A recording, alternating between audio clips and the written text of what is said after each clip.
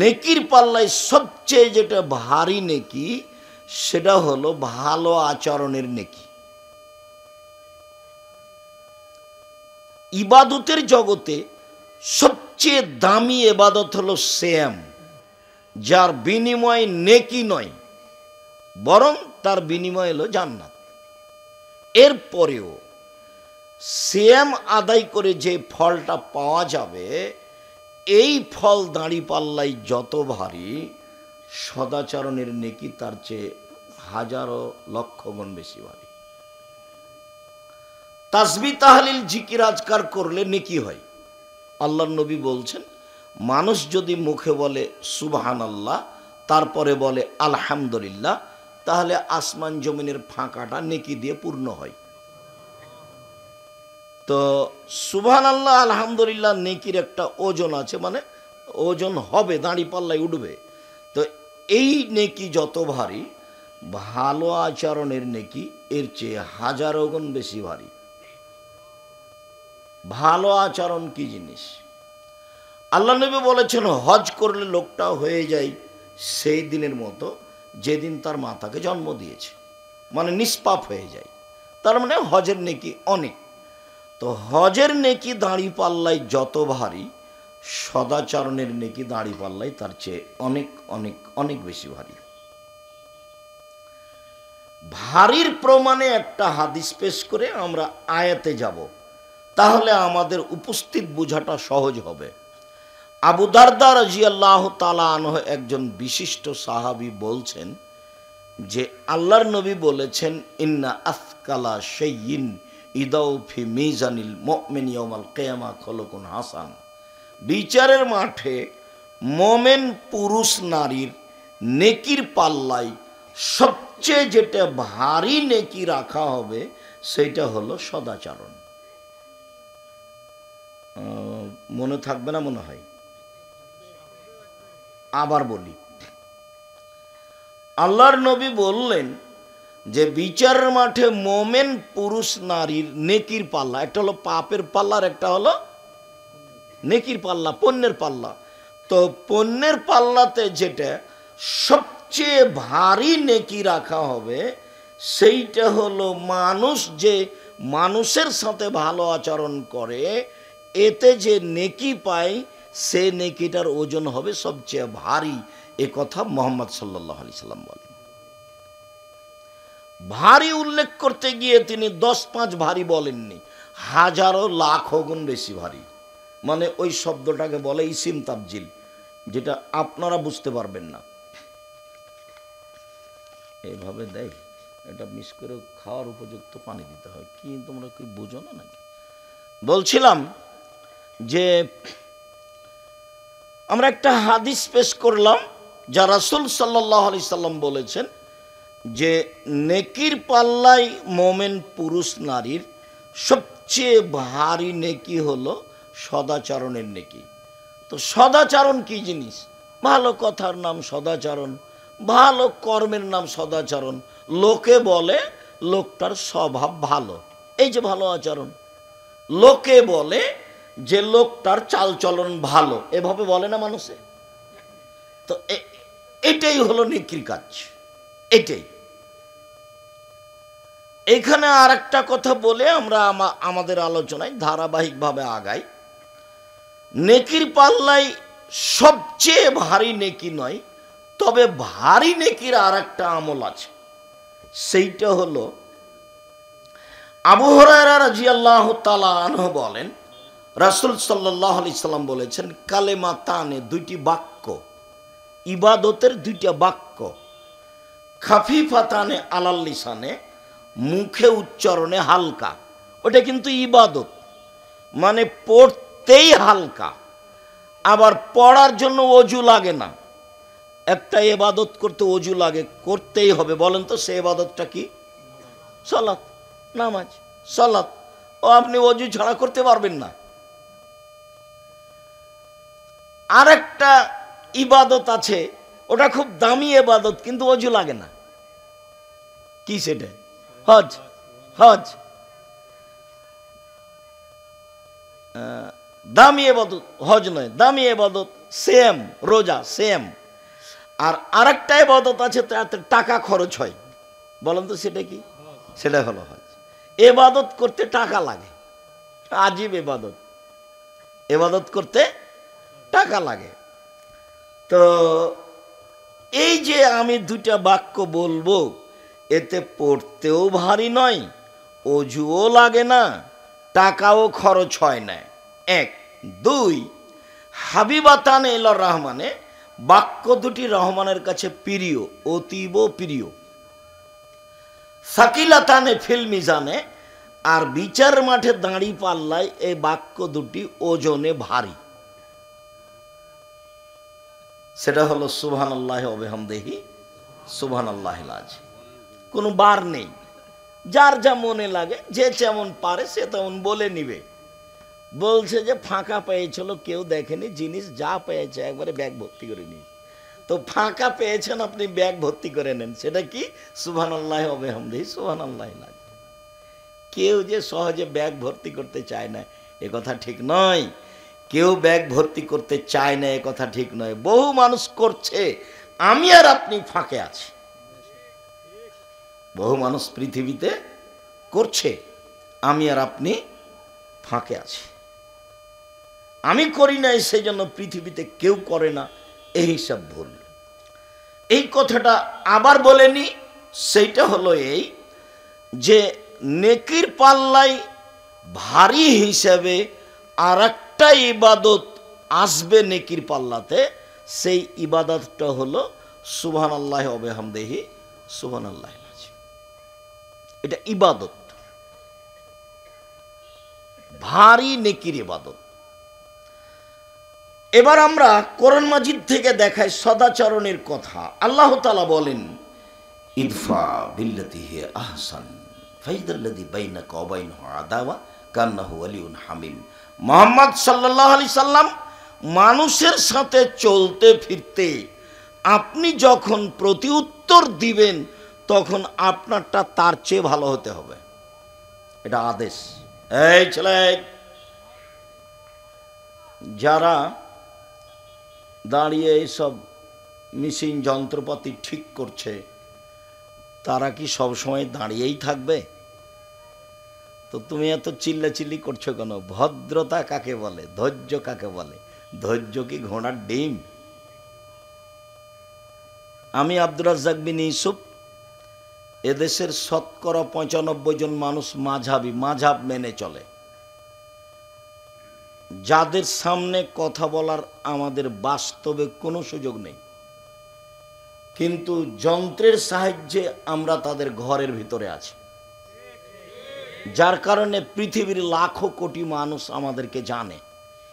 পৃথিবীর যে দেশেই যায় না কেন, সৌদি আরব হোক, কাতার হোক, কুয়েত হোক, বাহরাইন হোক, মালয়েশিয়া হোক, মিশর হোক, দুবাই হোক, ওমান হোক, লন্ডন হোক, যখন যে দেশে গেছি তখন সে দেশে মানুষ মনে হচ্ছে আমাকে, আমার চেয়ে পৃথিবীর তার কাছে প্রিয় ভালো মানুষ কেউ নেই। তো আমার সামনে বসে কোনোদিন বক্তব্য শোনেনি, আমার সামনে আজও কেউ ছবি ধরতে পারে না। এক সময় এগুলো আমার সামনে খাড়ো করে রাখবে এরকম পরিবেশ ছিল না। যখন আমি বুঝতে পারলাম এর উপকার, তখন আমি বলেছি তোমরা ভালো যন্ত্র নিয়ে সামনে আসো, যার ফল খুব ভালো বুঝতে পারা যায়। ওমান গেছি, তো সন্দীপের এক ছেলে, তার নাম হাবিব, ও বলছে যে আপনি আসবেন বলে আমার গাড়িটা 4 দিনের জন্য আপনার নামে অক্ষ করেছি। 4 দিন এই গাড়িতে কোনো ইনকাম করব না। আমার গাড়িটা 4 বছর হলো শোরুম থেকে বের করা। এখন কেউ যদি গাড়িতে উঠে যদি না বলে যে আজকেই শোরুম থেকে গাড়ি বের করেছো না কি, এই কথা যদি না বলে, আমি হাবিব গাড়ি চালাবো না। তার মানে গাড়ির যত্ন, তার মানে ও কি করে? গাড়ির যত্ন নেই, ঝকঝকে হ্যাঁ আজ। তা আমি আমাদের ড্রাইভারগুলোকে বলি, গাড়িতে উঠলেই বলি, ভ্যানে উঠলেও বলি, অটোতে উঠলেও বলি, জামিয়া সালাফে অনেক ভ্যান, অটো, গাড়ি, 4-5 জন ড্রাইভার। ভাইয়ের কথাতে একটা মনে পড়ছিল কথা, জামিয়া সালাফিয়া এবছরের সম্মেলনে খরচ হয়েছে 17 লাখ টাকা, 17 লক্ষ। ওই টাকা দিয়ে একটা বিল্ডিং, একটা প্রতিষ্ঠানের বিল্ডিং হয়ে যাবে। এদেশের সবচেয়ে বড় প্রতিষ্ঠান জামিয়া সালাফিয়া, সবচেয়ে বেশি সংখ্যায় প্রতিষ্ঠান জামিয়া সালাফিয়া। শিক্ষা মানে, শিক্ষক সংখ্যায়, শিক্ষক গুণে, প্রতিষ্ঠানের আয়াতনে জামিয়া সালাফিয়া সবচেয়ে বড় প্রতিষ্ঠান।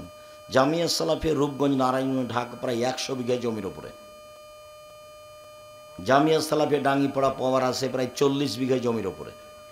জামিয়া সালাফিয়া যেটা মহিলা শাখা হতে যাচ্ছে রাজশাহীতে, সেটা প্রায় 60 বিঘা জমির ওপরে, যার 40 বিঘা পুকুর। যেটা জামিয়া সালাফিয়া দিনাজপুর, সেটা 20 বিঘা জমির ওপরে। আরও যেটা ময়মনসিংহে কিনা হয়েছে, যেটা আপনার ফেনীতে, যেটা যশোরে, যেটা কুষ্টিয়ায়, কাছাকাছি সব 19-20।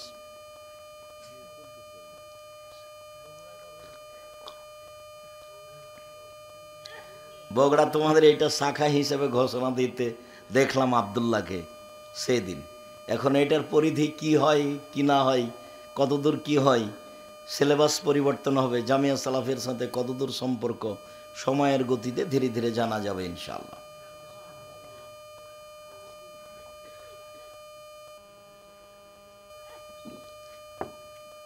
জামিয়া সালাফিয়া ছাত্র আছে প্রায় 5000, শিক্ষক শিক্ষিকা 300 জন, বেতন লাগে প্রতি মাসে 32 লক্ষ, প্রতি মাসে 32 লক্ষ টাকা বেতন লাগে। শিক্ষক আছেন ইন্ডিয়ার, শিক্ষক আছেন মদিনা বিশ্ববিদ্যালয়ের, আরও বিভিন্ন পৃথিবীর বিভিন্ন দেশ থেকে সময়ের গতিতে শিক্ষক আসবেন ইনশাআল্লাহ।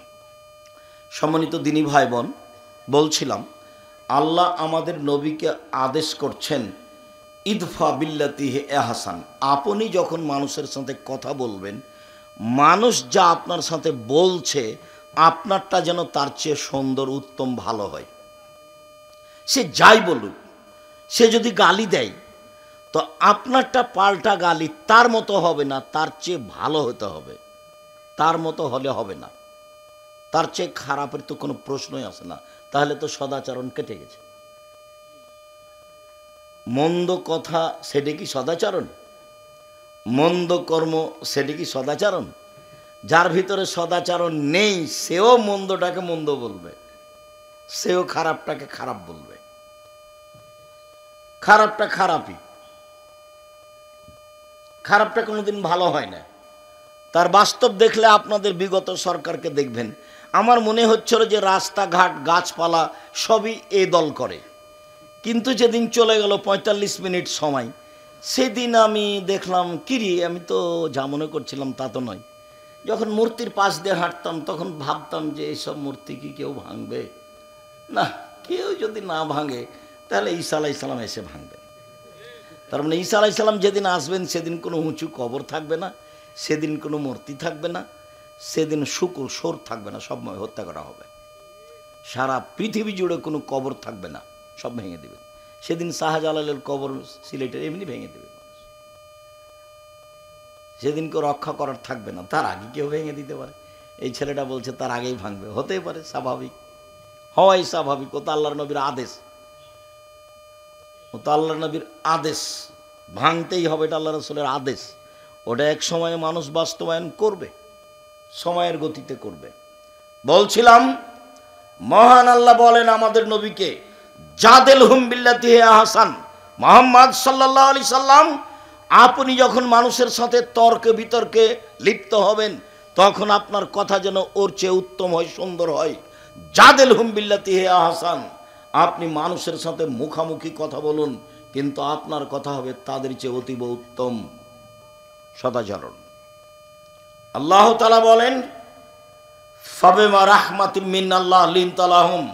মুহাম্মদ সাল্লাল্লাহু আলাইহি সাল্লাম, আল্লাহর পক্ষ থেকে বড় দয়া যে আপনি নরম স্বভাবের মানুষ হয়েছেন, নরম স্বভাব। ওয়ালাউ কুনতা ফাদ্দান গালিদাল কালব, যদি আপনি কঠোর স্বভাবের মানুষ হতেন, কর্কশ স্বভাবের মানুষ হতেন, লান ফাযযু মিন হাওলেক, তাহলে মানুষ আপনার পাশ থেকে সরে যেত, পিটিয়ে সেবা নেওয়া যায় অল্প কয়েকদিন, আদর দিয়ে ভালোবাসা দিয়ে সেবা নেওয়া যায় স্থায়ী। যদি আপনার ভাষা কর্কশ কঠোর হতো, আচরণ ভালো না হতো, মানুষ আপনার পাশ থেকে সরে যেত। শুনুন, জরুরি কয়েকটা কথা আপনাকে বলি। এক, ফাফু আনহুম, মানুষের সাথে চলতে গিয়ে মানুষ যে আপনার সাথে অন্যায় করেছে সেটা আপনি ক্ষমা করে দেন, মানুষকে ক্ষমা করতে শিখুন। আল্লাহ বলছেন কাকে? আমাদের নবী মুহাম্মদ সাল্লাল্লাহু আলাইহি ওয়াসাল্লাম। আমরা পরে আছি। শুনুন, মানুষের সাথে চলতে গিয়ে মানুষ যে আপনার সাথে অন্যায় আচরণ করেছেন সেটা আপনি ক্ষমা করুন, আদেশ। আল্লাহ আদেশ করছে। বিচার নেওয়া পরে, ধ্বংস কামনা করা পরে, তারপরে বলছেন ওয়াস্তাগফির লাহুম, মানুষ যে আপনাকে গালি দিয়ে, অকথ্য ভাষায় গালি দিয়ে, দেশ থেকে তাড়িয়ে দিয়ে পাপ করেছে, এর জন্য আপনি আল্লাহকে বলুন, আল্লাহ ওরা আমাকে গালি দিয়ে পাপ করেছে, তুমি তাদের পাপ ক্ষমা করে দাও। সদাচরণ কি জিনিস? সদাচরণ কি? আপনি অটোতে বসে আছেন, আমি উঠছি, তো উঠতেই লোকটা টান দিয়েছে, তো আমি ধাক্কা খেয়েছি, তখন আমার ব্যাগটা আপনার মুখের উপরে গিয়ে পড়েছে, তখন আপনি বলছেন হ্যাঁ আপনার কপালে চোখ নাই, এটা একটা আচরণ। আর আপনি বলছেন আচ্ছা আচ্ছা যাক, মনে আমি এটা ভারী মনে, বসেন বসেন, যাক হয়েছে, এটা কিছু সমস্যা নেই, সমস্যা বসেন বসেন বসেন, কোনো সমস্যা নেই, বসেন। এটা একটা আচরণ। আর ওটা একটা আচরণ। কপালে চোখ নাই, দেখেন না, একটু ঢং করে উঠতে পারেন না, ওটা একটা আচরণ, এটা একটা আচরণ। কোনটা সদাচরণ? ক্ষমতা দেখিয়ে দুদিন বেঁচে লাভ নাই, ফেরাউন চলে গেছে। ক্ষমতা দেখিয়ে মানুষের প্রতি জেল জুলুম অত্যাচার করে মানুষকে আয়না ঘরে রেখে কোনো লাভ নাই, একদিন চলে যেতেই হবে, আজ হোক আর কাল। মানে সময় আসলে রক্ষা হবে না। তবে আল্লাহর নবী বলছেন ইন্নাল্লাহ ইউমলিল যালিম, আল্লাহ তাআলা জালেমকে সময় দেন, জালেমকে সুযোগ দেন অন্যায় করার। অন্যায় করতে থাকে করতে থাকে করতে থাকে, তো মানুষ মনে করে কই কত মানুষের প্রতি জুলুম করলো, কত মানুষকে পানিতে ডুবিয়ে মারলো, জেলে হত্যা করলো, আলেম ওলামাকে জেল ফাঁসি দিল, তারপরেও তো বিচার হয় না। কই মানুষে বলছে যে জুলুম করলে আল্লাহ বিচার করবে, কই হয় না, যায় যায় যায় যায়। আল্লাহর নবীও বলছে আল্লাহকে সুযোগ দেন, দিতে দিতে দিতে দিতে হাত্তায় যা আখাজাত লাম ইউফলেত, যখন ধরে ফেলেন তখন আর সময় দেন না। ফেরাউন দুই একদিন জুলুম করেনি, প্রায় ১৫০০ বছর। তাহলে কত মানুষের প্রতি জুলুম করেছেন? তার বিরুদ্ধে গেলে বালুর উপরে ফেলে দিয়ে হাতে পায়ে কাঁটা মেরে দিয়ে গায়ে সাপ বিচ্ছু ছেড়ে দিত। লৌহ শলাকাধারী ফেরাউন। বড় বড় যারা জালেম চলে গেছে পৃথিবীতে, সর্বোচ্চ জালেম ফেরাউন। তারপরে একদিন সময় শেষ হয়ে গেছে, একদা আল্লাহ মূসাকে বললেন মূসা তোমাকে ফেরাউনের কাছে যেতে হবে। মূসা বললেন আমি সাবলীল ভাষায় কথা বলতে পারি না, মুখে সমস্যা আছে, আমি যাব না। আল্লাহ বললেন আমি মুখের ভাষা ঠিক করে দিচ্ছি, যেতে হবে। তিনি বললেন ফেরাউনের পক্ষ থেকে আমার উপর একটা অপরাধের অভিযোগ আছে, আমি একটা অপরাধ করেছি, এক থাপ্পড়ে আমি এক মানুষ মেরেছি, এটা ফেরাউনের পক্ষ থেকে আমার উপরে অপরাধের অভিযোগ, আমি যাব না। তখন আমাকে মারবে। তখন আল্লাহ বললেন আমি তোমার সাথে আছি, কেমনে তোমাকে মারে সেটা আমি দেখব। তখন মূসা বললেন ঠিক আছে, তাহলে আমার ভাইকে আমার সাথে দিতে হবে। ঠিক আছে, তাই হলো। মুখ ঠিক করে দিলাম, ফেরাউন মারতে পারবে না, আমি আপনার সাথে আছি। হারুনকে দিলাম, এবার যান। এবার দুই ভাই এসে বলছেন স্বাধীনতা, দুই ভাই এসে বলছেন বানি ইসরায়েলকে ছেড়ে দেন, আমাদের সাথে স্বাধীনতা লাগবে। বানি ইসরায়েলকে এভাবে দাস দাসী করে রেখেছেন কেন, ছেড়ে দেন। তখন ফেরাউন বলছেন, কে তুমি কি সেই মূসা নও যাকে আমি শিশুকালে বহুদিন লালন পালন করেছি? তুমি কি তোমার বয়সের বহু বছর আমার মাঝে ছিল না? হ্যাঁ, ফেরাউন তো তাকে লালন পালন করেছে। তোমাকে কি আমি শিশুকালে লালন পালন করিনি? তুমি কি বহু বছর আমার মাঝে থাকোনি? তুমি যা করেছ তা করেছ, তুমি তোমার কর্ম করেছ। তুমি এক থাপ্পড়ে মানুষ মেরেছ, তুমি বড় অকৃতজ্ঞ। আমার মানুষকে হত্যা করে আমার দেশ থেকে চলে গিয়ে তুমি আমাকে দাওয়াত দিতে আসো, তুমি বড় অকৃতজ্ঞ। মূসা আলাইহিস সালাম বললেন, জি, আমি যা করেছি তা করেছি। আমি তখন ভুল পথে ছিলাম। আমি আপনার হত্যার ভয়ে দেশ ছেড়েছি। আমার প্রতিপালক আমার প্রতি দয়া করেছেন, দয়া করে আমাকে জ্ঞানে গুণে পূর্ণ করেছেন। তিনি আমাকে নবী করেছেন। ঠিক আপনি আমার প্রতি অনুগ্রহ করেছেন, অনুগ্রহ করে আপনি খোঁটা দিয়েছেন। খোঁটা দিয়ে আপনি বানি ইসরায়েলকে দাস দাসীতে পরিণত করেছেন। ভাষা পরিবর্তন করে তুমি বড় উদ্ধত স্বৈরাচার, তুমি বড় সীমালঙ্ঘনকারী। ঘোষণা মূসা আলাইহিস সালাম ফেরাউনের সামনে দিলেন। যা হওয়ার তাই হলো। ফেরাউন হত্যার জন্য প্রস্তুতি নিল। মূসাকে হত্যা করতে হবে, তার মানে ফেরাউনের জুলুমের সময় শেষ হয়ে আসছে। ফেরাউনের জুলুমের সময় শেষ হয়ে আসছে। যা হওয়ার তাই হলো। মূসা আলাইহিস সালাম পার হয়ে গেলেন সাগরে। ফেরাউন সাগরে ঢুকে গেল। দুই দিকে পানি দাঁড়িয়ে আছে। ফেরাউন জানে, হুঁশিয়ার মানুষ সচেতন, যে আমি যদি ভিতরে চলে যাই, পানি যদি দুই দিক থেকে চেপে আসে তাহলে কি হবে। এটা তার বুঝের অভাব ছিল না, কিন্তু যখন মানুষ রাগ করে তখন বুদ্ধি কমে যায়। এত খেপেছে ফেরাউন, মূসাকে সে হত্যা করবেই। যার কারণে সে রাস্তায় নেমে গেল। দুই দিক থেকে পানি এসে জমা হয়ে গেল। যখন পানি এসে জমা হয়ে গেল তখন ফেরাউন বলল, আন্নাহু লা ইলাহা ইল্লাল্লাযী আমানাত বিহি বানী ইসরাঈল ওয়া আনা মিনাল মুসলিমিন। আমি ঘোষণা দিচ্ছি, আল্লাহ ছাড়া কোনো মাবুদ নাই। আমি মেনে নিলাম তাকে আল্লাহ বলে, যাকে বানিয়ে এসে বানী ইসরাঈল মেনে নিয়েছে। আমি একজন মুসলিম। ঘোষণা দিল ফেরাউন, আমি একজন মুসলিম। তখন আল্লাহ বললেন, আল আন, এখন, অকাত আসাইতা কাবল, তুমি তো নাফরমান ছিলে ইতিপূর্বে, তুমি তো জমিনে বিপর্যয় সৃষ্টি করেছ। মনে রেখো, তুমি আলিয়া মানুনা জিকা বেবাদা নিকালে তা কুনালে মান খালফাকা আয়, আমি তোমার শরীর রেখে দিলাম চিরদিনের জন্য। পৃথিবীতে যত মানুষ জুলুম অত্যাচার করবে তাকে জানতে হবে শেষ পরিণতি হবে ফেরাউনের পরিণতি। জুলুম করে রেহাই পাবে না মানুষ।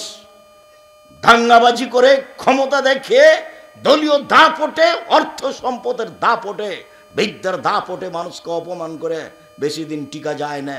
জুলুমের ফল দুইবার ভোগ করতে হবে, একবার ইহকালে, একবার পরকালে। জুলুমের ফল যখন পরকালে ভোগ করতে হবে তখন বিচার আর তাড়াতাড়ি হবে না। যত জালেম আছে সবার বিচার দেরিতে হবে। যারা যাকাত দেয় না তারাও জালেম। কিভাবে? ফকিরের টাকা মেরে খেয়েছে, এই জন্য তার বিচার দেরিতে হবে। যারা জালেম, আল্লাহর নবী বলছেন ওদের বিচার দেরিতে হবে। কতদিন দেরি আল্লাহ ভালো জানে। একদিন যদি দেরি হয় 50,000 বছর, 3 দিন যদি দেরি হয় 1.5 লক্ষ বছর, কতদিন দেরি হবে আল্লাহ ভালো জানে। প্রত্যেক জালেমের বিচার দেরিতে হবে। মহান আল্লাহ বলেন, মুহাম্মদ সাল্লাল্লাহু আলাইহি সাল্লাম, আপনি মানুষকে মাফ করুন। মানুষ যে আপনাকে গালি দিয়ে কিছু কথা বলে পাপ করেছে, এর জন্য আপনি আল্লাহকে বলুন, আল্লাহ ওদের যে গুনাহ হয়েছে সেটা ক্ষমা করে দাও। অসাবেরহুম ফিল আমর, আপনি পরামর্শ করে কাজ করুন। ফাইজা আযামতা ফাতাওয়াক্কাল আলাল্লাহ, যখন আপনি কোনো কাজ করবেন, সিদ্ধান্ত নেবেন, তখন আপনি আল্লাহর উপরে ভরসা করবেন, আপনি কাজে সফল হবেন। আমাদের নবীকে আল্লাহ তাআলা আদেশ করেন মানুষকে ক্ষমা করার জন্য এবং মানুষের জন্য ক্ষমা চাওয়ার জন্য।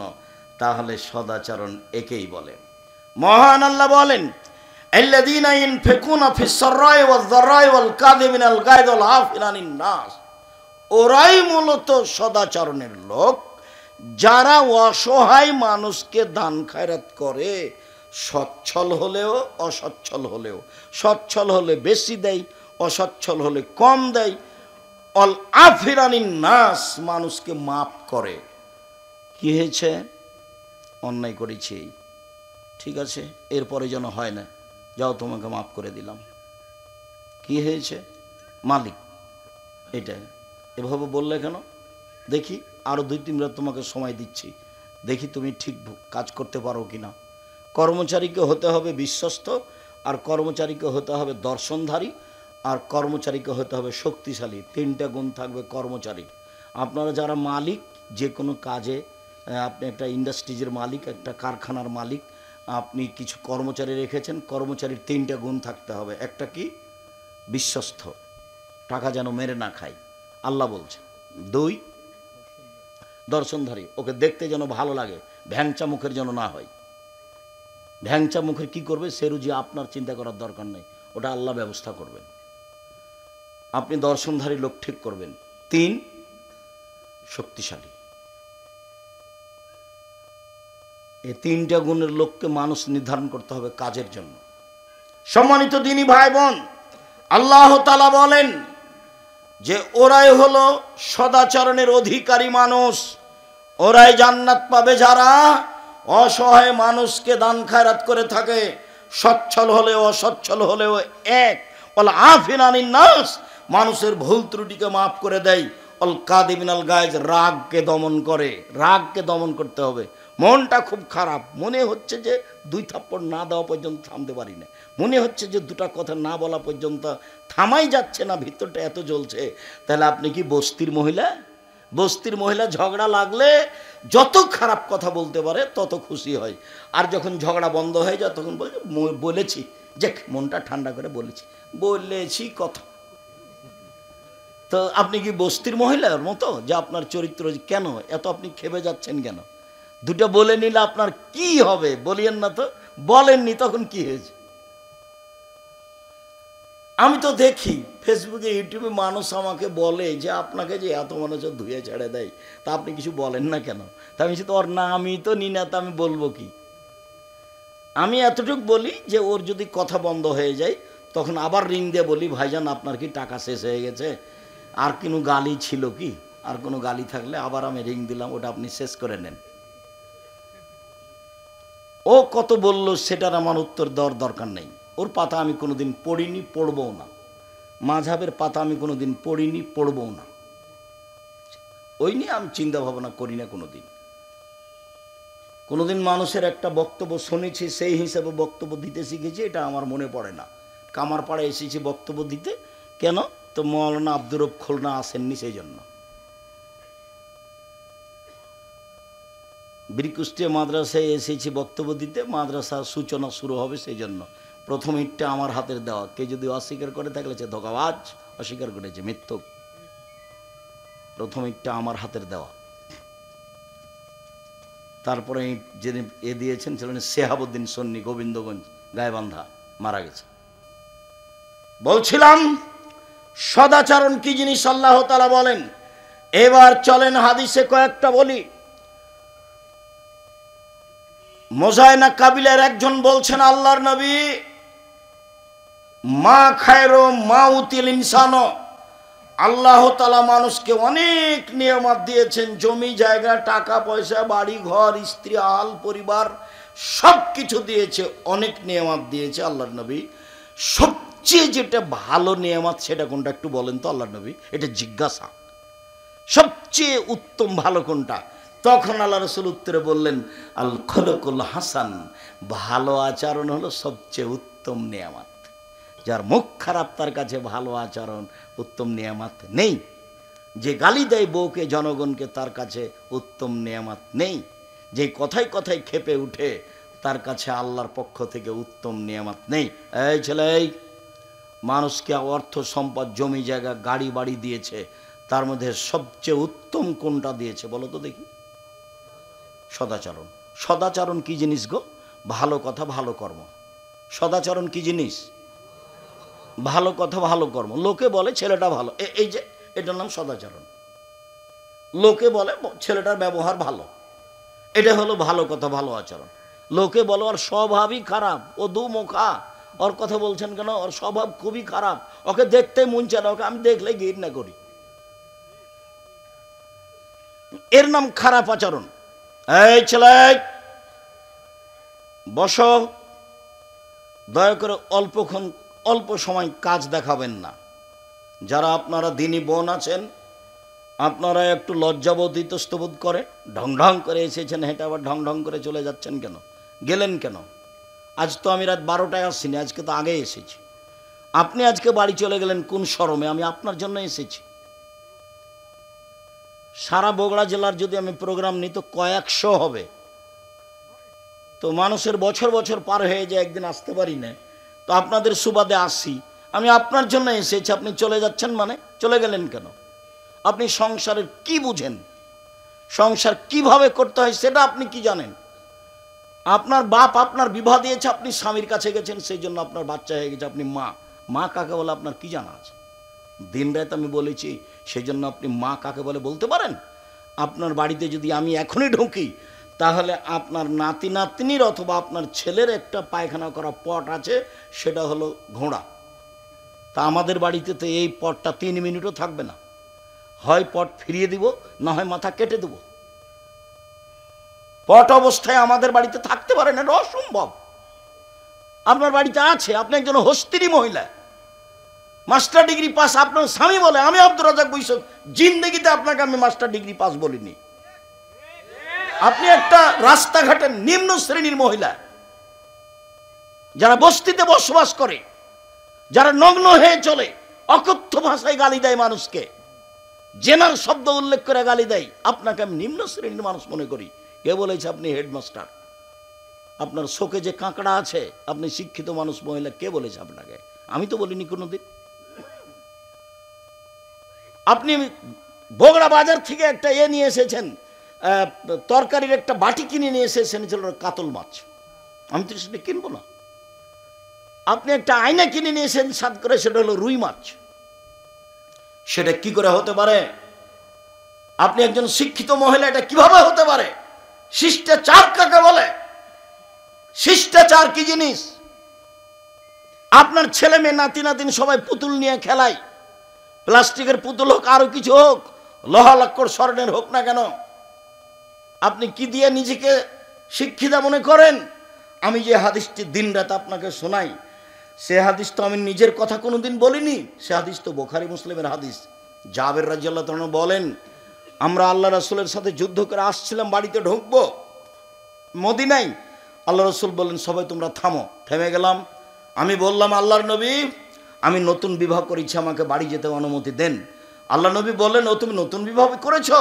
কুমারী মেয়ে বিবাহ করেছো, যার কোনোদিন বিবাহ হয়নি, এরকম মেয়ে বিবাহ করেছো, না তালাক প্রাপ্ত মেয়ে বিবাহ করেছো?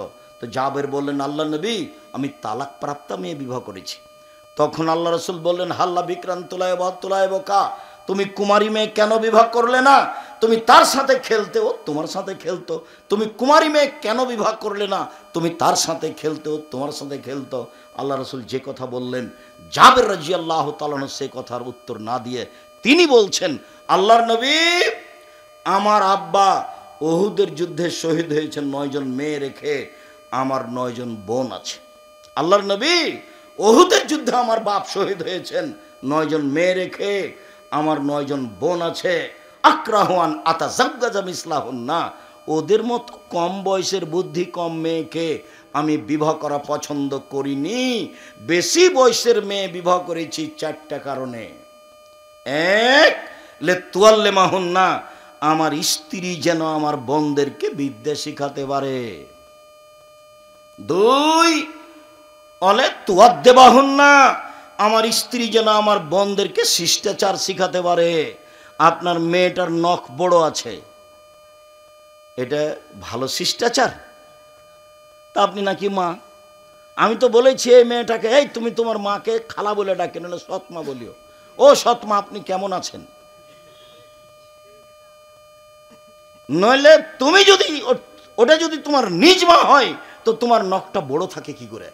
নবীগণের বৈশিষ্ট্য 10টি, নবীগণের স্বভাব 10টি, নবীগণের খাসলাত 10টি, নবীগণের বৈশিষ্ট্য 10টি, নবীগণের স্বভাব 10টি। সব নবী এই 10টি স্বভাবে রূপান্তরিত ছিলেন। এক, দাড়ি বড় করতে হবে। চেঁচে ফেলা নারীদের সাদৃশ্য, চেঁচে ফেললে অভিশাপ হয়, চেঁচে ফেললে চোখের পাওয়ার কমে যায়, চেঁচে ফেললে স্ত্রী মিলন ক্ষমতা চলে যায়। 2, কাসু সারেব, মোচ কেটে ফেলতে হবে, চেঁচে ফেলা যাবে না, মোচ থাকবে, এটা পুরুষের পরিচয়।